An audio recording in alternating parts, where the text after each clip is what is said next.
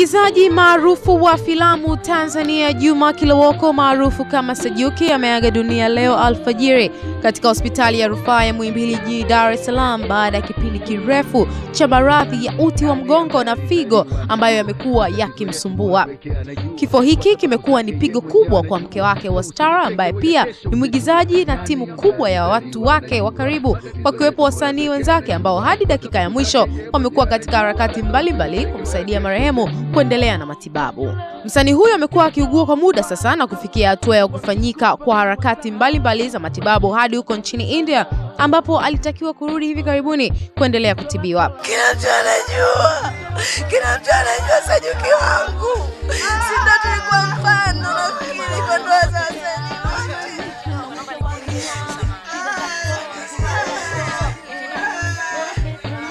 Mimi nasema asante. Mwanangu ameniacha. Sina nitakachokifanya mimi. Mara ya mwisho marehemu alikuwa kivutio kikubwa katika kipindi maarufu cha Mkasi ambacho kilienda hewani Jumatatu ya wiki hii kwa uchangamfu, ucheshi na vituko vyake. Wow. Kila la heri mama. Inshallah Mwenyezi Mungu atafungua milango yake ambayo imefunga. Ameshaniambia hana tatizo. Muona sasa. Sajuki mguu wa Godzilla we. Msanii Kapela kutoka kundi machachari la muziki wa kizazi kipya la nchini Kenya, Kula Gang, ameweka wazi siri aliyokuwa nayo kwa muda mrefu kuhusu tukio lililomtoa nishai zaidi katika moja ya maonyesho yao makubwa ambayo wao kama kundi wamekishawahi kufanya.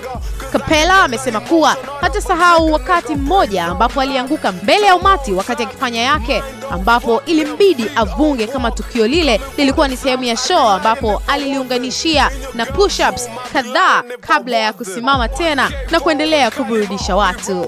Msanii huyu pia ameweka wazi kuwa hadi sasa huwa bado anapatwa na hisia za wasiwasi hasa anapokuwa anajiandaa kupanda katika jukwaa la onyesho lolote kubwa, lakini kuwa anafanya vizuri na kundi la Kula Gang ambao wanatamba sana na kazi yao ya Stay Skimming kati ya nyinginezo.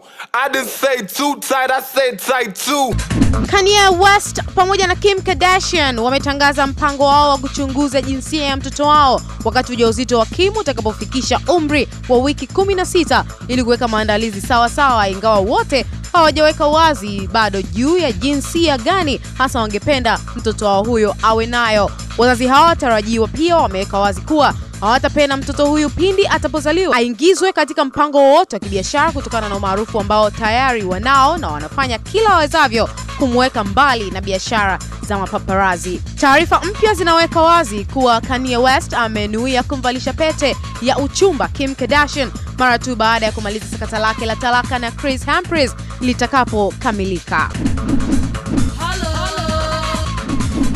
I am who I am.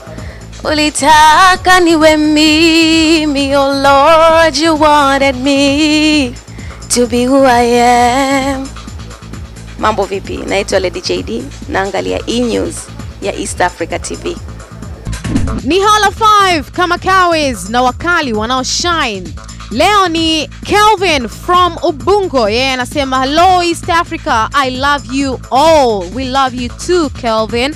Huyu hapa Eliezer Riwadi wa Airport Dar es Salaam anasema nawapa hi sister Lina pamoja na kaka Evans na aunti zangu wote. Hala 5 hii hapa nyingine kutoka kwa Bakari Mteketa. Anasema hala kwa E-News, big up kwa wapo 10 from Luanga na watu wote wanaonifahamu. Tunamalizia na mrembo hapa, yeye anasema anaitwa hello, naitwa Emericiana Livinga. Napenda kumsalimu kaka yangu Matola akiwa Mbagala, dada yangu Mama Bahati akiwa Kibaha na rafiki yangu Morris akiwa Mbagala aka Mbunge. Na watakia heri ya mwaka mpya. Hola! Hola! Unaangalia E-News channel 5. Watch out! Inatosha. E-News.